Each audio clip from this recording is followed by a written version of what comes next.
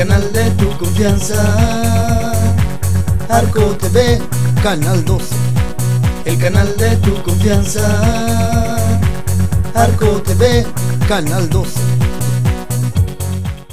Hola, un gusto saludarles nuevamente a través de nuestro programa Diálogos Jurídicos por Arco TV Hidalgo. Arco TV Hidalgo presenta su programa Diálogos Jurídicos, orientación y asesoría en temas legales en nuestra sociedad, con la participación de panelistas expertos en la materia. Comenzamos. Hoy nos complace tener como invitado al licenciado José Luis Rodríguez, quien es abogado postulante y además tiene intervención y participación en lo que es la Iglesia Católica. La charla que hoy vamos a tener a través de Diálogos Jurídicos se basa precisamente en hacer un cuestionamiento sobre si de verdad existe esa separación entre Iglesia, Estado, Iglesia, Derecho, o realmente no la hay. José Luis, bienvenido. ¿Qué tal? Muy buenas tardes a todos. Platícanos un poquito quién es José Luis como profesionista, cuál es tu trayectoria y cuál es tu inmersión en este lado de la religión. Bueno, pues primero que nada soy abogado de aquí de la ciudad de Pachuca, Hidalgo. Cuento con una experiencia de 30 años como abogado postulante. Tengo también una oficina aquí en Colonia Parque de Poblamiento. Nos dedicamos mucho a la materia penal, civil, mercantil, familiar, amparo y laboral ahora. Dentro de toda esta comunidad de trabajo tenemos también personas que colaboran con nosotros, que nos ayudan a la resolución de estos conflictos. He trabajado para el Poder Judicial como secretario especializado en justicia para adolescentes por oposición. Alcancé ese puesto y también fui agente del Ministerio Público hace como 20 años en la Procuraduría General de Justicia del Estado de Hidalgo. Nos desempeñamos mucho en lo que es el Estado de Hidalgo, el Estado de Yucatán, el Estado de Jalisco, en Sinaloa y en Campeche. Perfecto. O sea, tu trayectoria indudablemente ha sido tanto del Poder Judicial y como funcionario, además como abogado postulante. ¿Qué hace que un abogado se empiece a involucrar en temas de carácter religioso? Bueno, en realidad no es que esté yo involucrado en temas de carácter religioso directamente. He tenido la oportunidad de asesorar al Consejo Interreligioso del Estado de Hidalgo en algunas cuestiones que implicaron el ejercicio de unos derechos, y también he realizado la defensa de un sacerdote o dos. Perfecto. Aquí hay un tema que nos ocupa principalmente como estudiosos del derecho, y es analizar esa separación entre Iglesia, Estado, y tú sabes, todas las normas que salen a través del Estado, que son la base de nuestro sistema, precisamente legislativo, que regulan el orden social, el actuar, que buscan el bienestar y la paz social, devienen precisamente de fuentes históricas como es la costumbre, la ley, los principios generales del derecho. Pero haciendo una retrospectiva a través del tiempo, nos damos cuenta que precisamente existe un antecedente de carácter normativo, donde precisamente normas que regían la conducta de los individuos prevalecían o eran dictadas a través de cánones eclesiásticos. ¿Qué injerencia tú has analizado o tú has visto como abogado postulante en la práctica de esos antecedentes normativos de la Iglesia en nuestra legislación actual? Claro, mira, lo que pasa es que el derecho mexicano tiene algo que se llama fuentes de derecho. Dentro de las principales fuentes de derecho, en este caso de nuestro sistema jurídico, es la inspiración, nace también del derecho canónico. Se dice que nosotros tenemos un derecho canónico germánico, que está establecido y se ve reflejado en nuestras normas. Por ejemplo, los cánones o el derecho religioso son inspiración para lo que podría ser una codificación.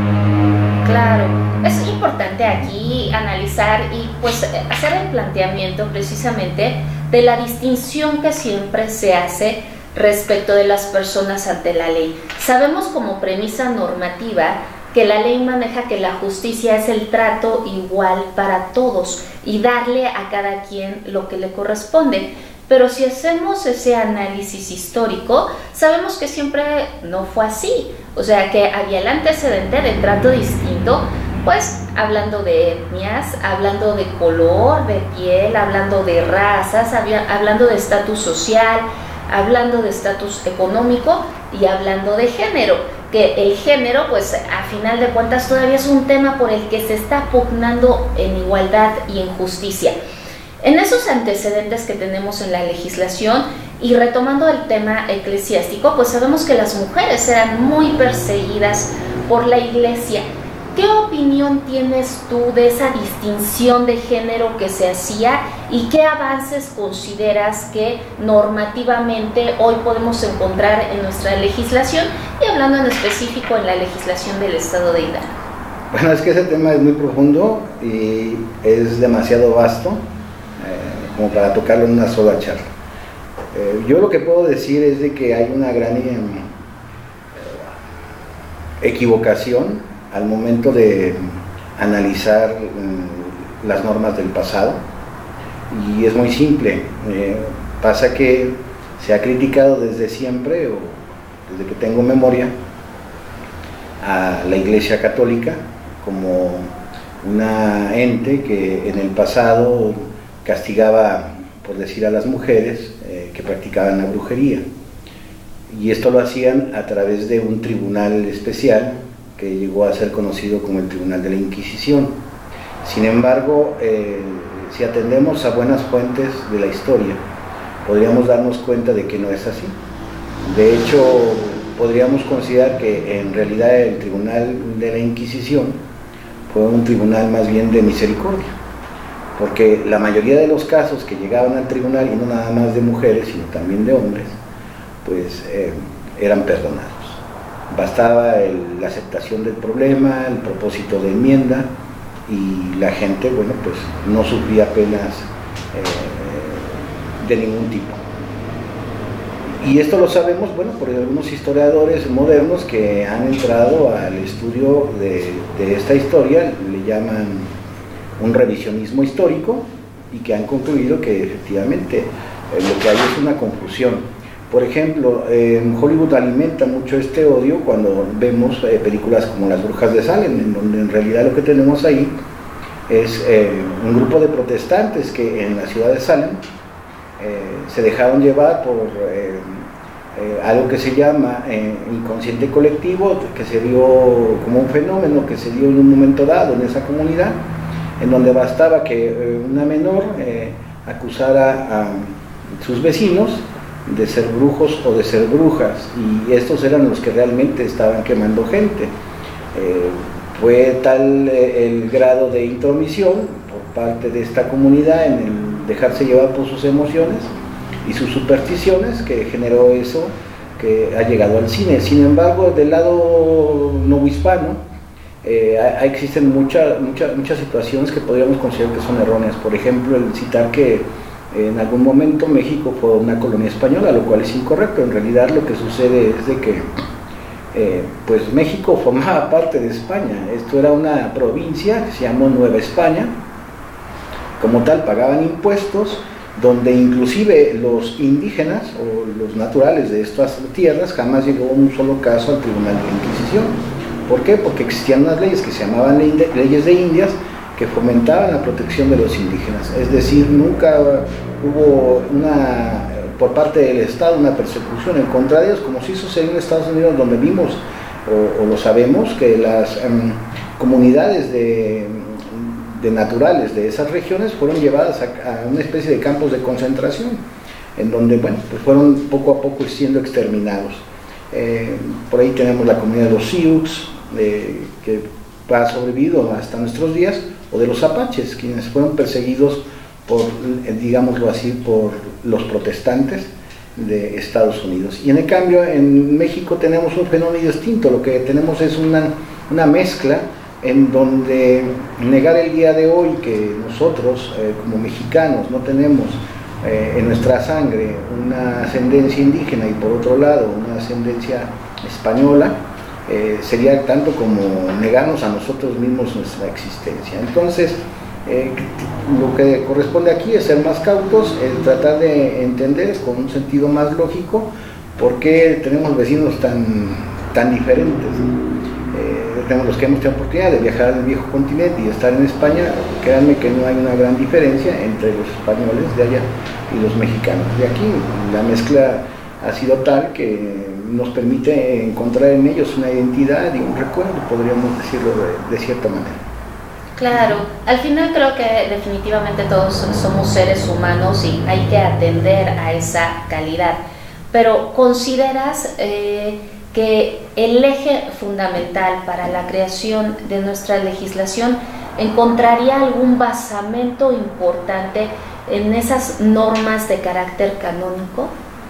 En las normas de derecho canónico, pues mire, tenemos instituciones como el matrimonio, como la emancipación, bueno, esa viene de Roma, pero que están plasmadas dentro de lo que es el derecho canónico actual, donde podemos encontrar, aunque para el derecho canónico no existe el divorcio, sino la nulidad de matrimonio, una cierta correspondencia con nuestro derecho actual.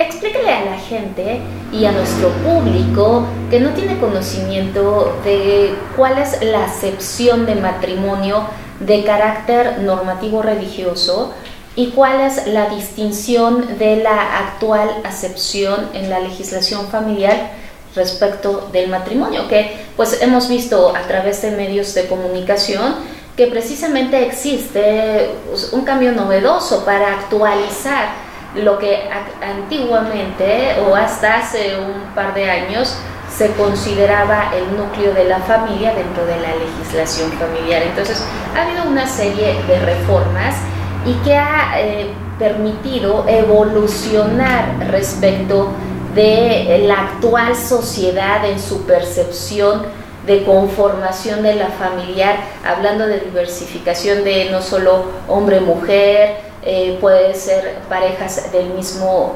sexo o a lo mejor una sola persona con hijos, incluso se está considerando también a los animales que son mascotas como parte de ese núcleo familiar. Entonces, ¿existe algún avance que tú conozcas respecto de la Iglesia en esa distinción o en esa conformación de lo que es el núcleo familiar, entendiéndolo como matrimonio, o sigue siendo similar al avance que está teniendo pues la legislación en el Estado de Hidalgo en materia familiar y a nivel república en materia civil? Claro que sí. Mire, para la Iglesia, ¿qué significa el matrimonio? Bueno, está basado en la historia en el Edén, entre Adán y Eva, quienes siguen el mandato de Dios en el sentido de que se unan y que se reproduzcan, que tengan hijos. Es decir, para la Iglesia el matrimonio tiene un fin, y el fin es la reproducción, y en este caso el fundamento de la familia. Por eso es un hombre y una mujer. ¿Qué tanto avance? Bueno, la Iglesia no puede darse el lujo de avanzar, porque lo que se considera una verdad revelada por Dios y en el mandamiento de que es hombre y mujer, pues necesariamente tiene que darse en esa tesitura. Por cuanto a la legislación civil, yo creo que debíamos de profundizar más hacia dónde nos puede llevar una sociedad donde un hombre y otro hombre puedan en un momento dado ser pareja, o una mujer y otra mujer puedan ser pareja, porque naturalmente no nos va a dar una reproducción familiar. Lo que nos va a dar es tal vez la posibilidad de que esas personas que se unan pues adquieran derechos como son los derechos a la salud, en una unión entre estas personas. Hace algunos años yo recuerdo que nació algo muy interesante en la Ciudad de México que llamaban la sociedades de compañía, me parece, no recuerdo bien el nombre, pero se legislaba la posibilidad de que un otro hombre y otro hombre, o una mujer y una mujer, pudieran unirse en una especie similar al matrimonio, pero sin que éste surgiera como tal. ¿Qué hemos notado? Bueno, pues que ciertos grupos consideran que es su derecho el unirse en matrimonio, pero yo creo que deberíamos de profundizar más en realidad en este tema, ya que las posibilidades no son las mismas, y por tanto yo considero que un trato igualitario en este punto converge en una desigualdad que en realidad los afecta. Considero que estos temas pues, deberían en un momento dado ser analizados por distintos sectores, no nada más el jurídico, porque pues, si bien es cierto que nosotros los hombres podemos crear una norma de derecho y establecer qué es bueno y qué es malo, pues no significa que la norma de derecho realmente venga a satisfacer algo distinto a la naturaleza, porque si nosotros pusiéramos, por ejemplo, a decir que desde hoy ya los burros van a poder volar y lo ponemos en un código, pues no por eso he hecho los vamos a ver surcando el cielo. Claro, al final creo que esto es una pugna que deviene de años, y la relación y realmente la convivencia de parejas del mismo sexo no es algo actual, es algo de forma histórica, y han venido pugnando y ganando espacio de carácter legal. Entonces, ojalá podamos abordar después de este corte precisamente ese tema y ese avance legislativo a través de nuestro programa Diálogos Jurídicos. Regresamos. En un momento continuamos con más orientación y asesoría legal en Diálogos Jurídicos. No le cambien, están en Arco TV Hidalgo, el canal de tu confianza. Anuncia tus productos y o servicios en Arco TV. Llámanos. El futuro pertenece a quienes creen en la belleza de sus sueños. En pijama con Ángela Delgadillo. Con personas que merecen ser reconocidas por su personalidad, proyectando el lado humano que existe detrás de cada uno de ellos ante la sociedad. En pijama con Ángela Delgadillo. Una producción de Arco TV Hidalgo, el canal de tu confianza. El Refugio de Omitlán, tu restaurante bar favorito desde 1977. Te ofrece lo mejor de la comida mexicana, con amor y sazón. Salón para eventos y hospedaje, abierto viernes, sábado y domingo, de 9 de la mañana a 7 de la noche. Copa de bienvenida y rica botana. El Refugio de Omitlán, gracias a ti llegamos al 45 aniversario. Avenida Francisco y Madero, número 4, Colonia Centro, Omitlán de Juárez. Reservaciones al 771-175-8026. 771-175-8026. El Refugio de Omitlán, un refugio con calor de hogar. Continuamos con más orientación y asesoría legal en Diálogos Jurídicos por Arco TV Hidalgo, el canal de tu confianza.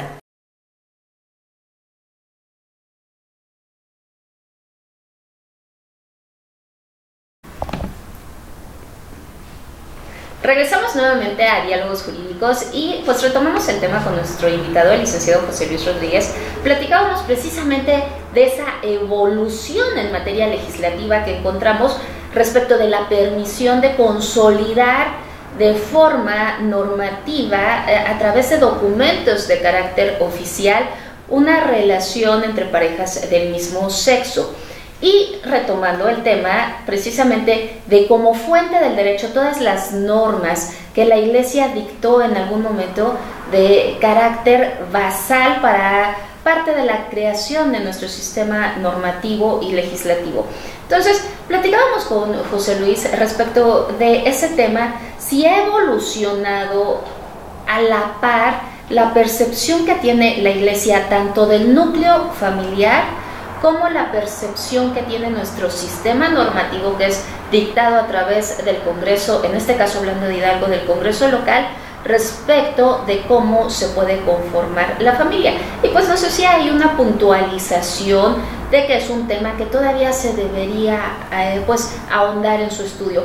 Pero preguntándonos, ¿consideras que van a la par esas normas de carácter religioso y las normas de carácter jurídico y que se adecúan a nuestra realidad social, y si de verdadmente ambas están satisfaciendo esas necesidades que la población está aclamando?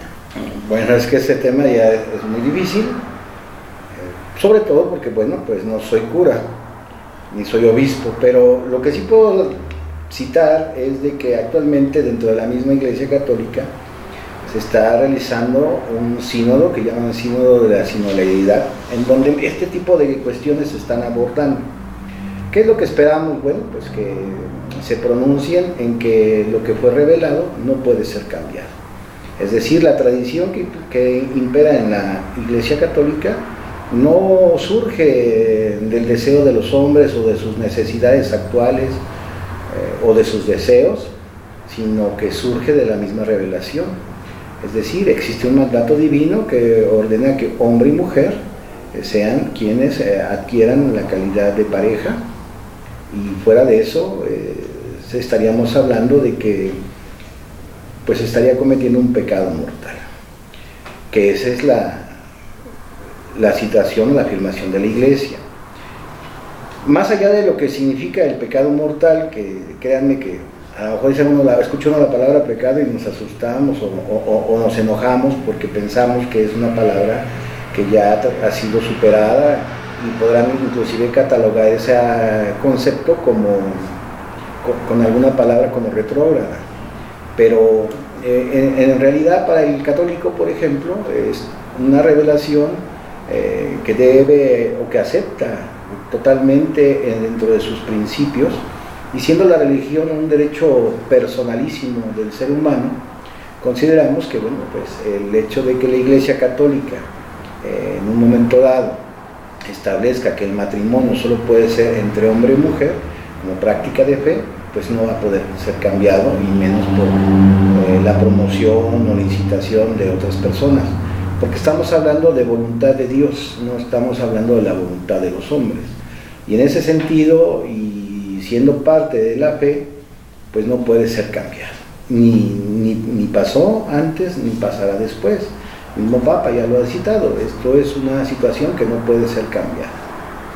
¿Qué fin le veo yo a la ley civil en un momento dado con el establecimiento de estas normas? Pues miren, yo hago muchas imaginaciones o muchos supuestos, y yo propondría que pusiéramos en una isla 100 hombres y en otra isla 100 mujeres, y regresáramos en 10 años a ver qué ha pasado con esas dos islas, y pudiéramos nada más en otra isla desierta a 2 mujeres y a 2 hombres, y veríamos con qué nos encontraríamos. Es decir, mientras que en las islas habitadas por solo hombres o por solo mujeres, pues vamos a ver un decremento de la población, esto es por causa natural de muerte, y en el caso de la isla donde pongamos 2 hombres y 2 mujeres, seguramente nos llevaremos una sorpresa con el número de parejas que pudiéramos, el número de niños que pudiéramos encontrar en esa isla. Es decir, el matrimonio para la Iglesia tiene un fin. El fin no es sexual, el fin no es otro que el del establecimiento de una familia y de que surjan nuevos miembros. Ahora, la necesidad de que existan nuevos miembros es algo muy tocante también para la estabilidad de los países.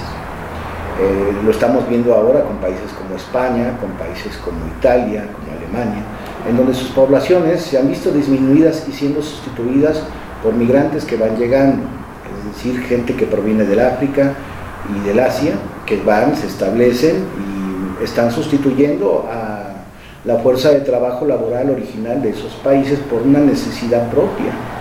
Tienen una población vieja, están asumiendo en un momento dado el riesgo de ya no poder pagar la estabilidad y supervivencia de estas personas adultas, a no ser que traigan gente de otros países. En lugares como en Italia, en donde una casa vale €1, inclusive recibes una cantidad de dinero por establecerte en ese pueblo, en ese lugar donde se te va a pedir, y bueno, pues la intención es de que existan más hijos. Esta práctica de nacimientos, por ejemplo, en Rusia, es un gran ejemplo para mí. Hay una historia que habla de los niños de Stalin. En esa historia que se cuenta en lo que fue la Unión Soviética, pues resulta que se promovió mucho el aborto, y además Stalin mataba a mucha gente, los llevaba a algo que llamaban gulags. Hay un libro que se los recomiendo mucho que lo lean, que se llama Archipiélago Gulag, de Alexander Solzhenitsyn, donde podrán dar cuenta de toda la narración, de todo lo que pasaba ahí. Pero lo curioso fue que los llamados niños de Stalin, que es la historia que les quiero comentar, implica que de repente pues millones de niños, parece que eran 5 millones de niños, pues ya no tenían padres que los cuidaran. El Estado, pues ante la disminución de la población, lo que hizo fue asignar esos niños a otras parejas. Pero lo relevante es que en la actualidad, todavía hoy, en Rusia se intenta repoblar su territorio porque es muy vasto, y para esto, bueno, pues si una persona quisiera emigrar a la hoy Rusia, pues tendría muchas facilidades para quedarse. Y esto es así porque, bueno, pues los rusos realmente no son muchos, y lo que necesitan es gente, ¿no? Gente que produzca, gente que en un momento dado saque adelante a sus ancianos. Y el riesgo que enfrentan las poblaciones como México, donde la política ahora va encaminada a menos matrimonios, a menos nacimientos, lo que nos vamos a encontrar es con la dificultad que ya está viviendo Europa. Hay un pensador mexicano geopolítico, el Alfredo Jaliferrame, que siempre me ha llamado la atención cuando dice que al parecer que Estados Unidos quiere a México mucho, pero pareciera como si quisiera un México sin mexicanos. Y bueno, pues la política es esta, ¿no? Desde hace mucho tiempo se dice que la familia pequeña vive mejor. No obstante, hemos conocido algunas personas de mi edad, familias que tenían 8 o 9 hijos, y ninguna tuvo esos inmerecimientos calificadores o calificativos de pobreza y de tristeza. Al contrario, las familias grandes venían a apoyarse entre ellas para una mejor evolución de la familia.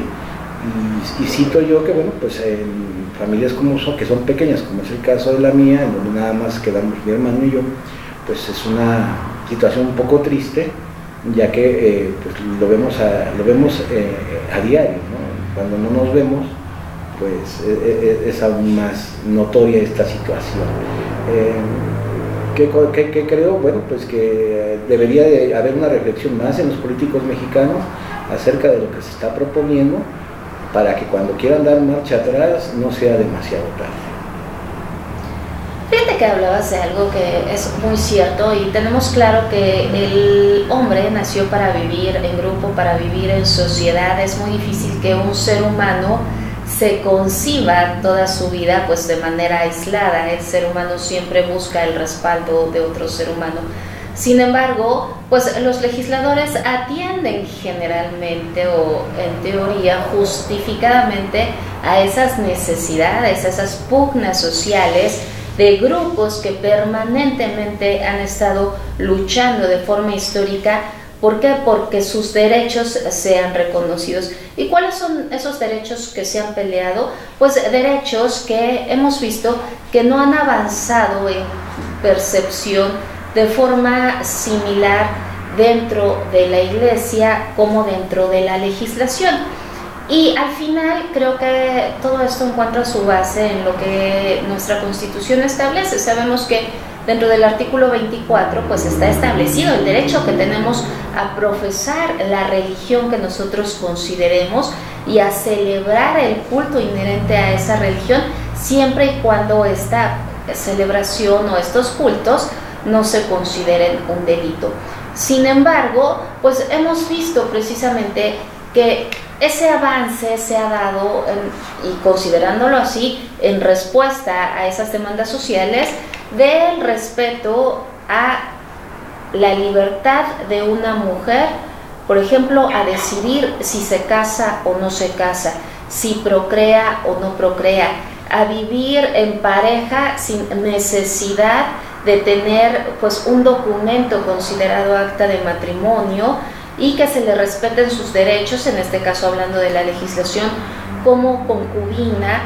Hablábamos y tocabas hace un momento el tema de que un hombre con otro hombre pudieran vivir en pareja, y pues existe incluso en el marco de la salud ya la posibilidad de que sea registrado también para que obtenga esos beneficios a quienes cuentan con seguridad social, a que tengan derecho a heredar, a que tengan derecho a ser reconocidos también como concubinos, a que se puedan celebrar matrimonios. ¿A qué crees que atienda esa distinción de que sin prejuzgar si es evolución o no, sino atender a esas luchas históricas.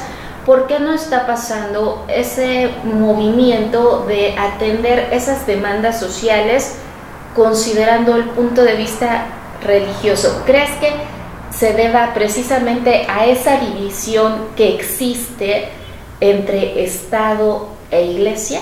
No, definitivamente no se debe a eso. Mira, lo que pasa es que la Iglesia Católica durante más de 20 siglos estuvo marcando la pauta en Occidente respecto a los valores morales a establecerse, primero que nada en Europa y posteriormente en América. Y siendo principalmente el derecho católico el que imperó en el mundo occidental, pues es lógico que los valores que llegaron a estas tierras surgieran del cristianismo.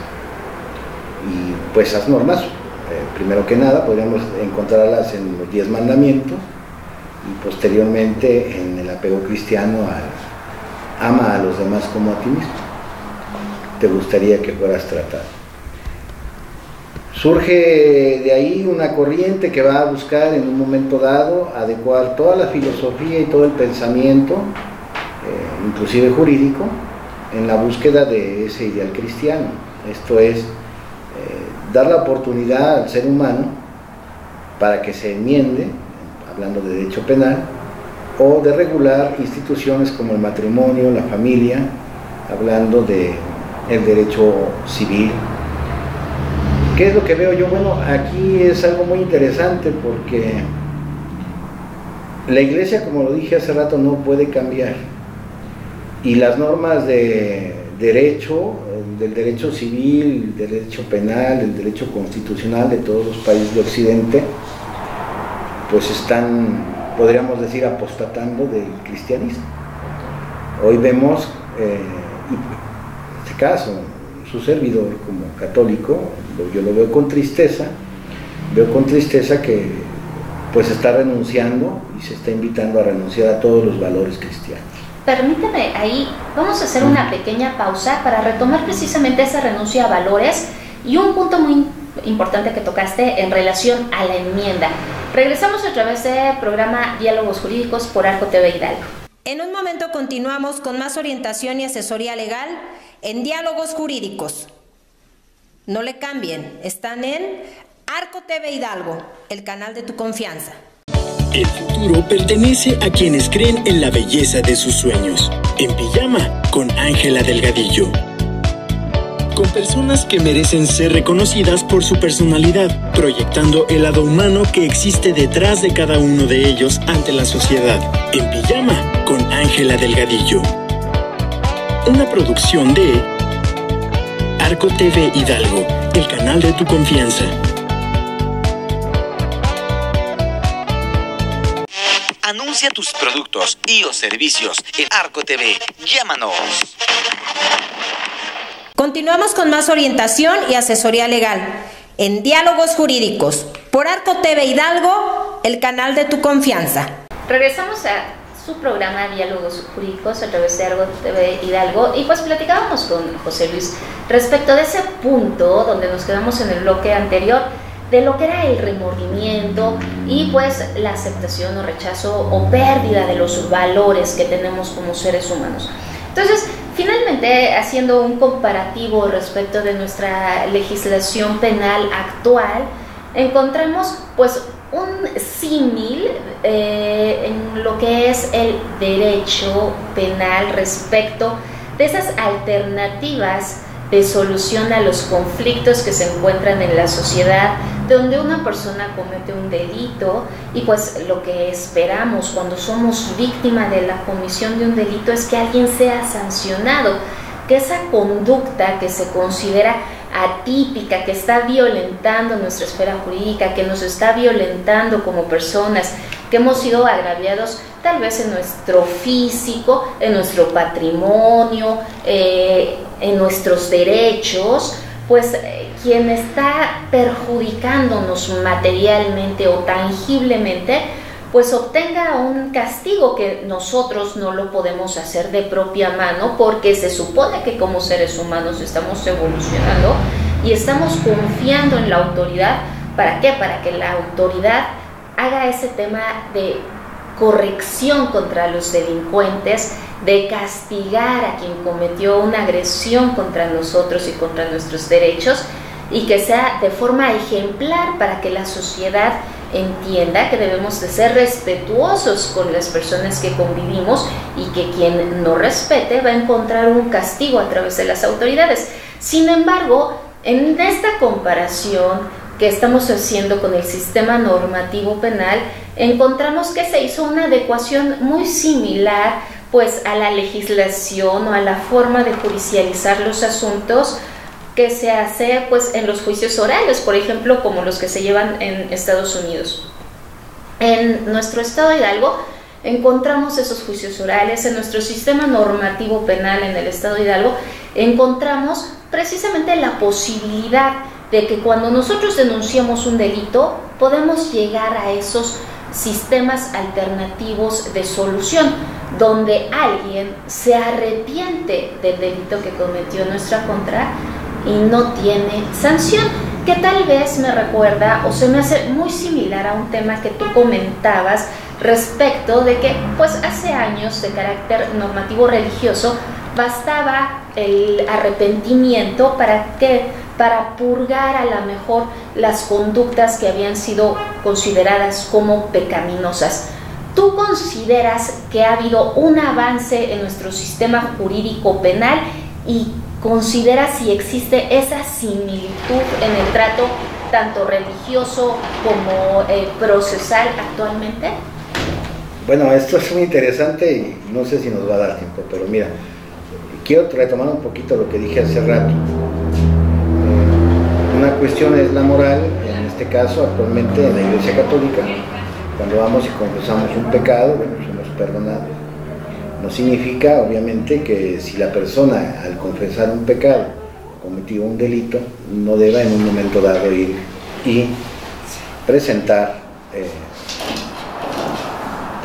en un momento dado, responder ante un juez penal, en este caso, tal como lo citas. Y bueno, yo lo que quiero recordar en este momento es rápidamente cómo estaba el derecho penal hace un par de siglos, por ahí de 1700 y fracción, cuando un joven italiano de nombre César Beccaria hace un recorrido por las prisiones de Europa y empieza a encontrar que existe gente sentenciada por haber robado un pan a penas infamantes, que eran largas, que eran en lugares nada salubres, y él se cuestionaba, ¿no?, cómo era posible que una persona que hubiera robado un pan estuviera a la par de un asesino también encerrado por mucho tiempo.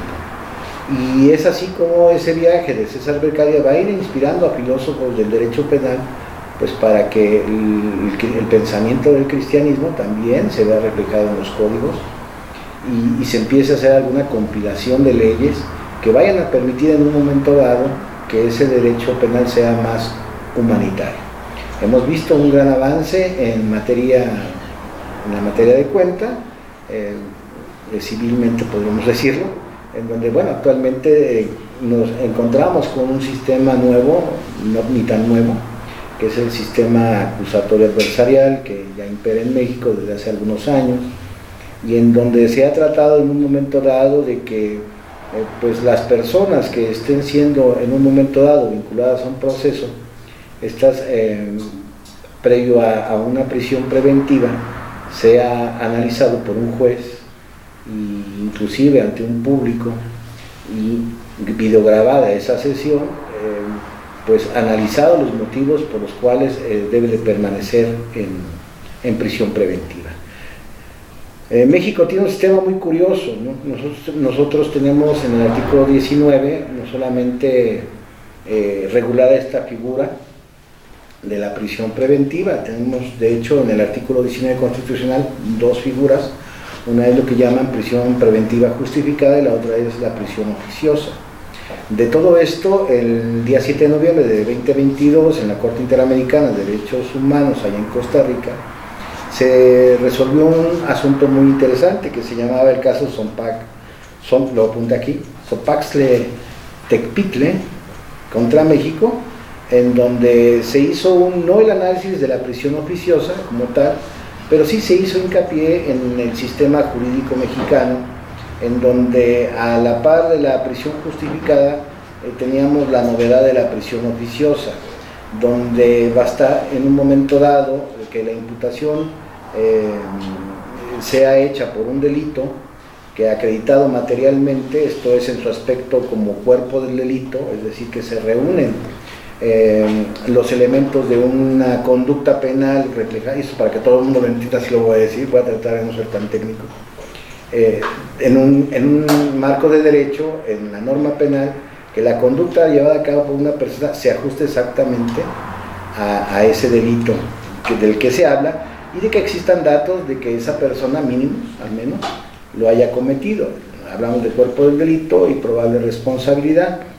Y entonces, bueno, pues en el Código Nacional de Procedimientos Penales, donde se establece esta figura de la prisión preventiva justificada y también se observa la prisión oficiosa, pues nos dan algunos requisitos que deben de tener en un momento dado o verificar los jueces de control para que estas prisiones pues no sean excesivas, no sean lesivas y que sean de una mínima intervención, todo pensando siempre que es lo más adecuado, inclusive en favor de la persona. Y no sé, ¿algo más? Fíjate que haciendo énfasis precisamente en lo que refieres de volver estas sanciones y esta legislación en materia penal más humanitaria, entonces nos cuestionamos precisamente esa recomendación que está a punto ya de cumplir el mes entrante 1 año, que hizo la Corte Interamericana de Derechos Humanos a México respecto de que de actualizar ese sistema normativo en relación a esas medidas precautorias como es la prisión preventiva. ¿Por qué? Porque nuestra legislación dice, se dicta esa prisión preventiva siempre y cuando esté justificada, pero encontramos que muchas veces las autoridades jurisdiccionales, en este caso jueces de carácter penal, a veces no justifican precisamente la toma de esa decisión y la aplicación de esa medida, y pues vemos el resultado de llegar a una Corte Interamericana de Derechos Humanos donde se le está invitando a México. ¿Por qué? ¿Por qué invitación? Precisamente por nuestra soberanía. ¿De qué? De que actualice su sistema normativo, porque pues somos de los pocos países que tenemos todavía una legislación de carácter penal que no es tan humanitaria como el resto del mundo se ha actualizado en ese tema. ¿Qué opinión te merece esta posición que todavía tiene nuestro sistema en carácter penal en razón de esas medidas? Y si consideras que a través de los legisladores o congresistas, hablando a nivel nacional, o a través de los colegios de abogados o de las universidades, se pudiera o debiera pugnar para buscar que nuestro sistema normativo sea más humanitario, o si nuestra legislación penal está ad hoc con nuestra realidad social. Bueno, es interesante lo que dices, pero primero que nada quiero hablar que por humanitario yo hablaba de las penas. En cuanto a sistema, pues sería de darle una coherencia y darle una congruencia a todo lo que se está tratando de implementar. ¿Por qué? Porque dentro del Código Nacional de Procedimientos Penales se establecieron muchos principios, y uno muy interesante y que luego no se entiende ni siquiera por algunos estudiosos del derecho. Yo lo he visto en algunos juicios cuando se habla del derecho a la presunción de inocencia. Miren, la Corte Interamericana, cuando resolvió ese tema, estableció dos cosas a saber. Primero que nada, que el caso Zompincle, déjenme ver porque está muy difícil el nombre, Zompaxle Tecpile contra México, fue un caso que se dio en el 2006. De hecho, ese caso que se dio en el 2006, obviamente, teníamos una constitución política diferente, es decir, dentro de nuestro artículo 19 constitucional no estaba prevista la prisión oficiosa o la prisión justificada. Esto es novedoso previo a la resolución de esta sentencia. Sin embargo, al hacer su análisis, establece o relaciona lo que está sucediendo en México como un fenómeno. Para la Corte Interamericana, la prisión preventiva tiene nada más 2 fines. Para México tiene 3, la tercera sería la prisión oficiosa. Sin embargo, para lo que es la Corte Interamericana, a saber, la finalidad de restringir la libertad de una persona se basa en neutralizar los riesgos en el procedimiento. Esto es que las personas que sean vinculadas a un proceso, pues acudan y de principio a fin, que no sea un momento dado de riesgo que esta persona quede sin ser procesada y que quede una víctima sin que se le haga justicia. Y la otra finalidad, bueno, pues es cautelar. Esto es en el sentido de que esa persona no sea un impedimento para que el procedimiento pueda llevarse a cabo. Estos supuestos ya se cumplen, ya se contemplan en el Código Nacional de Procedimientos Penales, en el 166 y 167 del mismo ordenamiento penal. Lo que pasa que, pues cuando va el Ministerio Público y dice, bueno, pues yo tengo, o lo que es lo que estaba pasando, decía, yo tengo algún asunto de homicidio doloso, de secuestro, de violación, etcétera, etcétera, inclusive algunas figuras que fueron incorporando al 19 constitucional, pues se conformaban ya con decirle al juez de que, bueno, pues estaban imputando a esa persona por esos delitos, que había datos mínimos de que ella hubiera podido ser, y que además la conducta que estaban describiendo se ajustaba al tipo penal establecido dentro del Código Penal. Entonces, analizados nada más estos 2 supuestos, pues no se verificaba la necesidad de imponer la medida de prisión preventiva. Esto es una medida estrictamente dirigida a lo procesal. Y como bastaba nada más con que dijeran que era un delito de prisión preventiva oficiosa, pues ya no se hacía un análisis o una valoración de la necesidad de la imposición de estas medidas, las cuales pueden ser lesivas, por ejemplo, en el caso de las excepciones que el mismo Código Nacional de Procedimientos Penales establece, por ejemplo, para el caso de personas mayores a 60 años, para el caso de aquellas personas que son embarazadas, para el caso de aquellas personas que pudieran tener algún problema que implicara la necesidad de su internamiento en una clínica de salud, entonces, o en un geriátrico. ¿Qué sucede con esto? Bueno, pues que nos estamos encontrando con la necesidad que nos está llamando la atención, en este caso la Corte Interamericana, a que México revise sus normas. ¿Por qué es necesario que revise sus normas? Bueno, pues porque México simplemente es miembro de la Corte Interamericana, vamos a decir, desde 1998, y al ser miembro, bueno, pues tiene obligación de cumplir con esos estándares que le están solicitando. Y pues eso sería la necesidad, yo creo, de que pues las personas que puedan hacer posible este cambio, pues se aboquen a realizarlo. ¿Y quiénes son las personas? Bueno, estamos hablando que es una reforma mayor, es una reforma constitucional y que implica en un momento dado que sea votada en el Congreso Nacional, pues por los actores correspondientes, validada por los congresos de los estados, para poder hacer una reforma de esta envergadura, lo cual debería ya de hacerse porque existe esa necesidad. Ahora bien, ¿qué han notado en este caso los jueces? Bueno, pues han hecho de alguna manera exigible a los ministerios públicos que al momento de que pidan una prisión justificada no se agote nada más en decir que se trata de una cuestión de prisión oficiosa, sino que se justifiquen los motivos por los cuales esta persona deba de permanecer en prisión preventiva. Y realmente, bueno, pues sí tenemos en un momento dado el caso, no solamente entonces de que se haga mención por parte de la representación social en el momento de imputar una conducta de lo que es el delito en sí, la probable responsabilidad, sino también de que se justifique esa necesidad y que a saber sabemos, bueno, pues que es garantizar la presencia del inculpado dentro del proceso, el desarrollo de la investigación que pueda verificarse, la protección de las víctimas, ¿verdad? Que eso sería lo principal, de las víctimas y testigos. Claro, eso yo creo que es definitivamente lo primordial. Lo que se busca es garantizar esa protección a las personas que han sido víctimas de la comisión de un delito. Sin embargo, hablando de derechos humanos, que es un tema sobre lo cual se ha puesto énfasis en los sistemas legislativos, no tan solo a nivel nacional, sino a nivel mundial, pues de verdad se busca que las personas que son inocentes pues no compurguen una pena de las cuales no han sido merecedores por no ser responsables de la comisión de un delito.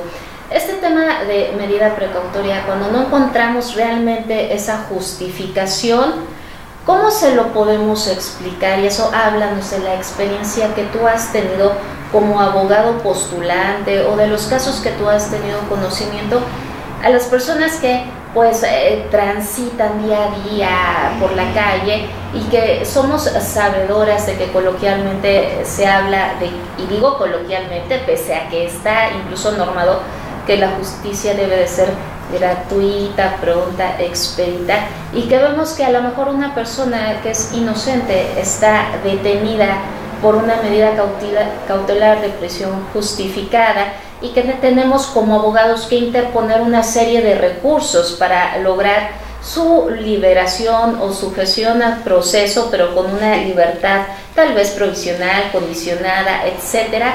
¿Cómo se le puede explicar a las personas que nos están viendo cómo opera nuestro sistema penal en esos casos? Bueno, es que cada asunto es diferente, y lo que debemos empezar también a creer como sociedad es de que el abogado defensor, en todo caso, forma parte de un debate en igualdad de condiciones, se supone, con el Ministerio Público, en donde el juez únicamente se convierte en un árbitro. Hay principios que debemos tomar en cuenta, que debe en un momento dado siempre verificar el juez al momento de establecer una prisión preventiva. Y esos principios que tienen que buscar en un momento dado, pues, ¿no?, que la prisión preventiva sea emitida en base a una proporcionalidad de lo que está analizando, en base a una necesidad y en base a una idoneidad. ¿Qué ocurre con la prisión preventiva? Bueno, pues que la persona que está en un momento dado encerrada, yo creo así, se ve disminuida o sensiblemente en una contradicción dentro de un debate, porque no llega tampoco en una igualdad de condiciones. Mientras uno está encerrado, el otro está en libertad. A mí me tocó ver el caso de una persona que tuvo que aceptar un acuerdo reparatorio estando en la cárcel para poder en un momento obtener la libertad. Es decir, ahí apreciaba yo que no había esa igualdad entre las partes. También debemos atender a que afectaría en este caso, y por lo mismo decía yo, la mediación y la publicidad en un momento dado dentro de un proceso. Considero que en esto los operadores del sistema son los que tenemos mayor responsabilidad en un momento dado de poder velar por los derechos de ustedes, y esto va desde el Ministerio Público, los jueces y los abogados defensores, así como los asesores jurídicos, quienes comprometidos diariamente y en un arduo trabajo en el análisis de cada caso en particular, podemos en un lado llevar a una mejor solución del problema.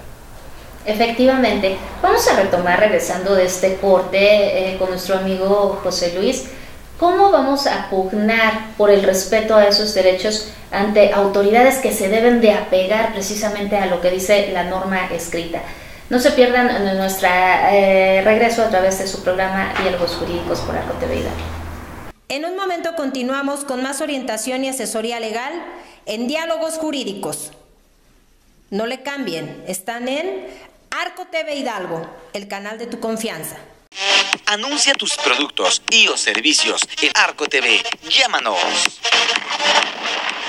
Continuamos con más orientación y asesoría legal en Diálogos Jurídicos por Arco TV Hidalgo, el canal de tu confianza.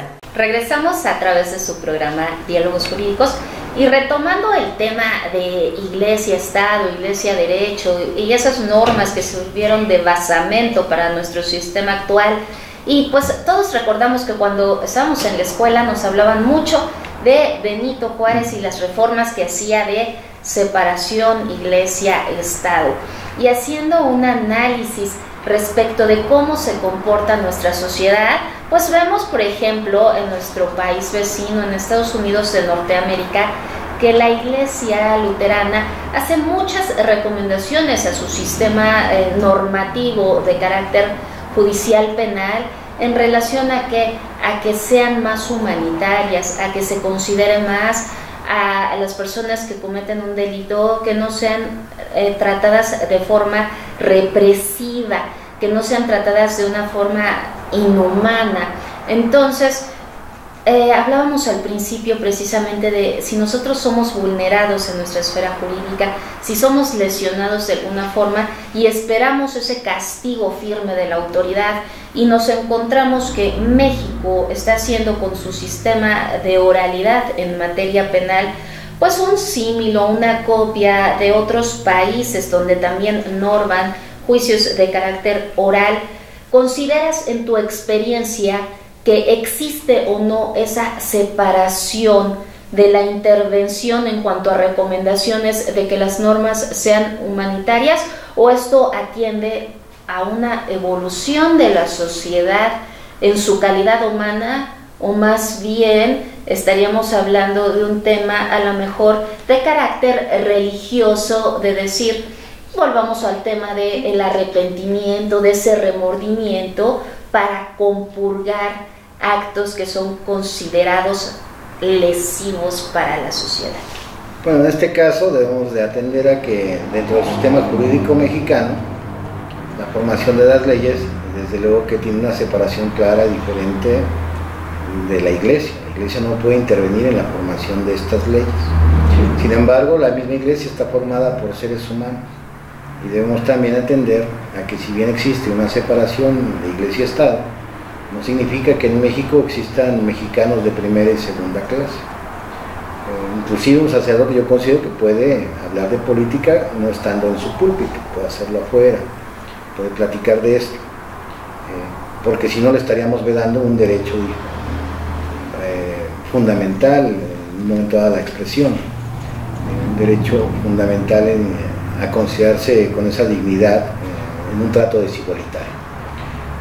¿Qué es lo que veo yo? Bueno, pues que la Iglesia hace un papel actualmente más político que jurídico cuando gestiona o habla en algún momento dado, yo creo que así sucede, en alguna reunión con integrantes de la política mexicana. ¿Esto a qué efecto? Bueno, pues a efecto de que las normas de derecho que se establezcan dentro del territorio pues revistan esta forma. Si no, pues podríamos enfrentar en un momento dado la posibilidad de que vuelva a ocurrir algo como en 1926-29, ¿no? En donde, y es un capítulo oscuro a lo mejor en nuestra historia mexicana que no muchos conocen, que fue conocido como la Cristiada, en donde pues ya desde antes de inicios de la Revolución Mexicana pues habíamos observado diversos abusos por parte de las autoridades civiles. Citaban el caso de Juárez. Bueno, pues cuando se dieron las famosas leyes de reforma, que ni son de Juárez, pero que imperaron en un momento dado en contra de la Iglesia, con la famosa ley de tierras muertas, me parece que así se llamaba. Bueno, ¿qué sucede? Simple y sencillamente se quedaron con los muchos bienes de la Iglesia. Bastaba que una persona denunciara el bien para que pues se lo quitaran, y esta misma persona que denunciaba podía en un momento dado adquirirlo al 10% de su valor catastral. Pues mucha gente así se hizo rica, a partir de abusar de las normas que se establecieron y que mucha gente ni pagó, ¿no? Fue dinero que se perdió. Algunos creían, por ejemplo, que Juárez murió pobre, pero no, en realidad él dejó un buen dinero para su familia, y bueno, también podríamos pensar que adquirió algún inmueble de esta manera. ¿Qué es lo que vemos? Bueno, pues que durante la Revolución Mexicana pues las tropas entraban a los templos, saqueaban, se llevaban los ornamentos que se utilizaban en las misas, pues eran de oro algunos, o revestidos de oro, se los llevaban, desmantelaban altares. Entonces debemos entender que en una guerra surgen muchas posibilidades, o hay muchas posibilidades de abusos. Lo vemos continuamente ahora en lo que está ocurriendo. Hoy cayó un misil en un hospital y me van a decir que bueno, pues en un lugar estratégico se llevó más de 1000 personas ahí en Palestina, y pues es muy triste, ¿no? Y pues algo parecido pasaba en aquel tiempo. Carranza se sabe que llegó a hacerlo, gente de su confianza también lo hacía, Y posteriormente a todos estos saqueos, Calles estableció algunas leyes en contra de la Iglesia Católica. Las leyes no se estaban aplicando, pero era tal ya el disgusto por parte de la Iglesia que llegó en un momento dado a cerrar todas las iglesias, y esto provocó, bueno, pues que la necesidad del fiel católico en un momento dado por recibir en un momento dado los sacramentos se viera en un momento dado compelida a iniciar una guerra que se conoce como la cristiana. Una guerra que duró alrededor de 3 años y donde al final se pactó un cese al fuego, no se cambiaron las leyes de Calles. Inclusive vemos hoy su reflejo en nuestra Constitución actual, que marca esa separación Iglesia y Estado, y que a veces lleva a la confusión a creer que realmente nada más por el hecho de ser una persona católica no tenga en un momento dado el derecho a opinar sobre un tema político o jurídico. Realmente es una barrabasada, porque ha ido superando la ignorancia a lo que realmente está escrito en la ley. ¿Qué sucede con esto? Bueno, pues que debemos de ser en un momento dado, yo creo que convergentes todos los ámbitos sociales para crear leyes adecuadas y para en un momento dado también enmarcar nuestras tradiciones. México es guadalupano, recordemos eso, a una realidad que no nada más son los derechos de las minorías. Y cuando hablo de minorías, bueno, pues me refiero en este caso a esas comunidades que están propugnando por unas leyes igualitarias, aunque sea para tratos o para circunstancias desiguales. ¿Por qué? Porque un hombre y un hombre no nos va a dar un nacimiento, como una mujer y una mujer no nos va a dar un nacimiento. Y eso tenemos que entenderlo no como un progresismo, sino como para mí, en lo personal, como un retroceso. Y un retroceso que pone en peligro a sociedades como lo había dicho yo en Europa, donde actualmente pues, la población tiene que ser sustituida por migrantes. Y en este caso, por ejemplo, en el caso de Francia, hay lugares donde la mayoría son musulmanes, y con esto de la famosa yihad, con lo que está pasando en Palestina, ha puesto en peligro a Europa. Si estos grupos en un momento dado quieren dar muerte al cristiano, pues no necesitan invadir a Francia, ¿no? Ya están ahí. Lo mismo en España, los que hemos estado ahí los hemos visto, son una gran mayoría de gente joven, fuerte, enfrentando a cientos de miles de españoles viejitos, o cientos de franceses viejitos, y con todo ese peligro que puede ocasionar.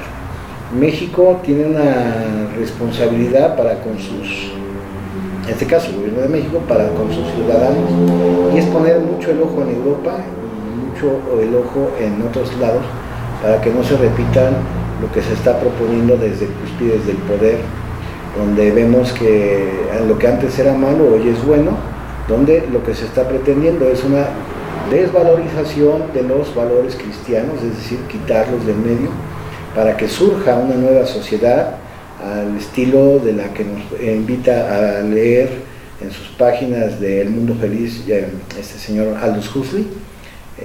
Los que les dé flojera leerlo pueden buscar una película, parece que anda por ahí circulando en internet, y se dan cuenta cómo a través de ciertas cosas que ya están sucediendo, la sociedad del futuro es eso, una sociedad que no tiene nacimientos naturales, una sociedad que esté controlada por medio de las drogas, que les llaman soma, una sociedad donde aparentemente la inteligencia ha desaparecido del ser humano, ya que no tiene necesidad en un momento dado de la reflexión ni del pensamiento crítico para la solución de sus problemas, y que en un momento dado ve como salvajes a aquellas personas que están fuera de ese sistema de vida. Pues al final creo que vale la pena hacer énfasis de que, y soy de hecho fiel creyente de que el respeto al derecho ajeno es la paz, y al final todo lo que encontramos en nuestra sociedad no es un fenómeno donde estemos descubriendo el hilo negro, que debamos sorprendernos de cosas que históricamente han existido, retomando el tema de estas parejas homoparentales, por ejemplo, y el tema de reproducción. Hay parejas que buscan convivir sin tener como objetivo esa reproducción. Y dos, encontramos también muchos métodos que se han descubierto de manera científica, como la fecundación asistida, pues la procreación a través de métodos in vitro, los vientres de alquiler. ¿Para qué? Para que todas esas parejas que deseen conformar un núcleo familiar donde haya un hijo, pues puedan tenerlo. Sin embargo, pues cada quien es respetable de optar por el método que desee, por vivir como desee. Sin embargo, encontramos esa distinción, retomando lo que hablábamos al principio, de ese basamento normativo jurídico de carácter religioso y el que encontramos en base al derecho positivo, que se trata de volver un derecho vigente atendiendo a esas pugnas sociales. Y hablando de pugnas sociales y de este derecho normativo procesal penal, hemos visto de forma cotidiana en redes pues casos muy sonados de personas que agreden a animalitos, a caninos, a lo que llamamos lomitos, y que hay asociaciones civiles encargadas incluso de su defensa y protección. Y por ejemplo tocábamos un tema importante que cabe la pena subrayar respecto de hace poco una persona transitaba, amenazó a alguien que trabajaba en una carnicería y al no consolidar su amenaza salió del local y tomó a un perrito y lo lanzó sobre un cazo con aceite hirviendo. Entonces veíamos que pagó un monto de dinero y pues obtuvo su libertad. Ahora pues se procesará probablemente por tentativa de homicidio. Sin embargo, hablando de temas específicos y hablando de esa adecuación de nuestra realidad social a las normas legislativas, pues estamos celebrando en Hidalgo una feria patronal como es la de San Francisco, donde San Francisco es sabido que era protector de los animales, y es la feria que da origen pues a las festividades que tenemos, donde vemos palenque, teatro del pueblo, pero olvidamos mucho en dónde radica pues el surgimiento de esa feria. Entonces, yo insisto mucho, y salvo tu mejor opinión, y para concluir nuestro programa, si tú consideras que existe de verdad esa distinción o no entre Estado de Derecho y el sistema normativo de carácter penal en este caso, y dos, ¿qué opinión te merece el trato que se le da a una persona que atenta contra un ser vivo, hablando de los animalitos que son sacrificados de forma totalmente cruel en la calle, y si deberían o no de encontrar ese respaldo normativo si estamos viendo que de carácter religioso pues tenemos a un santo como referente que precisamente pugnaba por la protección de animales? Bueno, San Francisco también come carne. Miren, lo que pasa que, y lo quiero citar de manera lo menos difícil que se haga para alguna persona del auditorio. Objetivamente sí tenemos ya en el Código Penal el delito por maltrato animal, y yo creo que lo que debe atender este delito es cuando el comportamiento de un ser humano no se adecua al respeto que la naturaleza merece. Es decir, un ser vivo como un perro, como un gato, no es que en lo personal considere que tengan un derecho. Por ahí hubo un caso que me tocó ver en la prensa donde llevaron de víctima al perro. Se me hizo muy curioso, ¿no? pero ahí estaba sentado. En realidad debemos atender a que un animal pues de alguna manera tiene una desventaja ante el ser humano, que es el protector y garante de toda la creación, en este caso de la tierra, y que como tal pues el ser humano no debe de abusar de la naturaleza que lo circunda, tanto como son las plantas, como son los peces, como son las aguas, como lo es también los animales. Pero nuestra realidad nos hace observar claramente que bueno, es el mismo ser humano el que atenta decididamente contra el ser humano. Muchas veces no hay un límite, y esto es por una ambición, por un deseo también incluso de control del hombre por el hombre.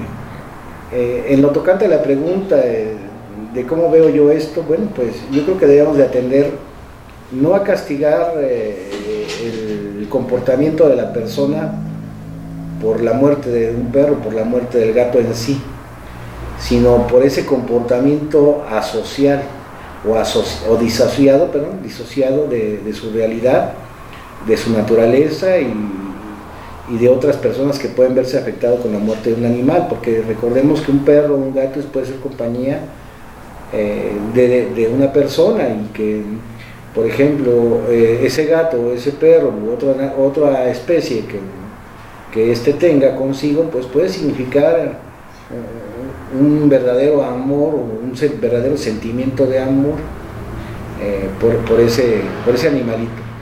Sin embargo, conforme a lo que analizo y veo como real, pues el animal no tiene una conciencia de sí mismo, de quién se trata. Sino, nunca, que yo sepa, les podría decir, nunca he visto una manifestación de gatos alegando que ya no quieren vivir en determinado lugar, o que veremos en algún momento a los osos desfilando para decir que ya no quieren vivir en Canadá. Mucho menos no hemos visto a los perros que eran vecinos del que mataron. Y no es que quiera yo ser sarcástico con esto, sino quiero ser totalmente puntual con lo que es una realidad. La realidad es que muchas personas aman a los animales, y también la realidad es de que el animal no tiene conciencia de quién es. Que una vez muerto el animal cumple un fin. Ahí tenemos a las vaquitas que nos dan de comer, tenemos a los pececitos que nos dan de comer, inclusive a las plantitas que también no dejan de ser seres vivos. Todas las plantas son seres vivos, desde las hojitas, desde los insectos. Tenemos que atender nosotros, yo creo, al por qué hacemos las cosas. Yo no veo manifestaciones o que alguien se queje por matar todas las moscas que hay en casa. El fin que tiene la persona es evitar una molestia. Y que no acaso un perro puede molestar también a esa persona en un caso de hacer algún ejercicio de violencia. Creo que la distinción entre un mamífero y un insecto, bueno, pues no es precisamente la vida, sino la utilidad que ese ser vivo le da al ser humano. Y entonces, en relación a la utilidad que el ser vivo dé al hombre, yo creo que deberíamos de partir y no estar realizando leyes a capricho de sentimientos, porque nos faltamos al respeto a nosotros mismos cuando creamos normas por simple deseo. Obvio, todos tenemos una percepción subjetiva y un criterio personal respecto del sistema normativo. Al final, definitivamente, la ley debe de ser aplicada en base al contenido que está en nuestro sistema normativo. Sin embargo, sí existen, por supuesto, sujetos que son derechos de protección a estos sistemas normativos, y vemos asociaciones pugnando pues por la defensa de la vida de los animalitos. Entonces, yo soy partidaria precisamente de ese avance en esas legislaciones, en esa protección de derechos, pero habrá quien tenga sus reservas y sus distinciones. Entonces, esto que sirva precisamente para entablar el nombre de nuestro programa son diálogos jurídicos. Ojalá haya sido de su agrado, y pues agradecerte sobre todo tu participación, tus comentarios y tus observaciones, y pues a seguir invitando a nuestro público a que esté pendiente del contenido que se transmite a través de Arco TV Hidalgo. Gracias por su atención y gracias por su tiempo. Arco TV Hidalgo presentó su programa Diálogos Jurídicos, orientación y asesoría en temas legales, sociales y económicos, un apoyo a nuestra comunidad en los lugares más marginados, con la participación de panelistas expertos en la materia. Hasta la próxima.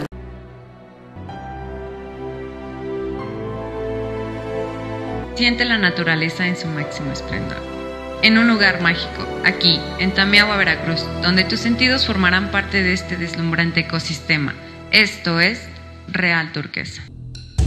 Invierte en uno de los mejores desarrollos jamás pensados en la zona para el turismo, dándole apertura a una magnífica opción de recreación y descanso.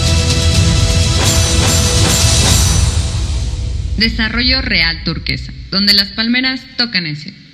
El futuro pertenece a quienes creen en la belleza de sus sueños. En Pijama con Ángela Delgadillo.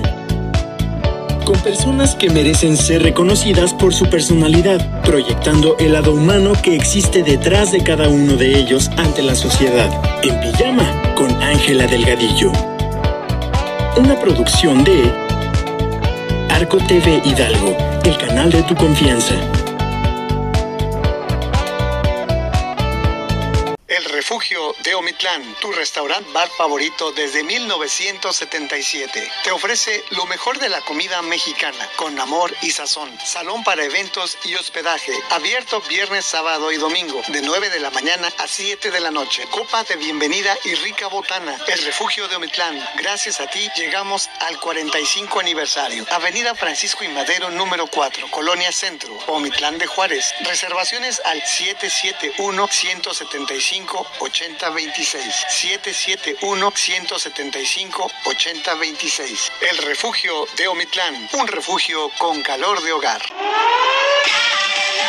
Anuncia tus productos y o servicios en los teleavisos de Arco TV. Llámanos.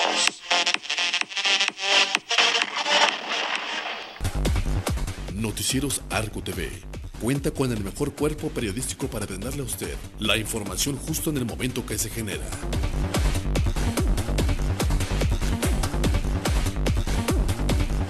Porque la información es poder y el poder se lo da. Noticieros Arco TV.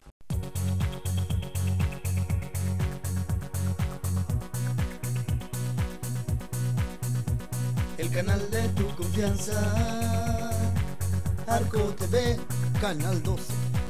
El canal de tu confianza, Arco TV, canal 12.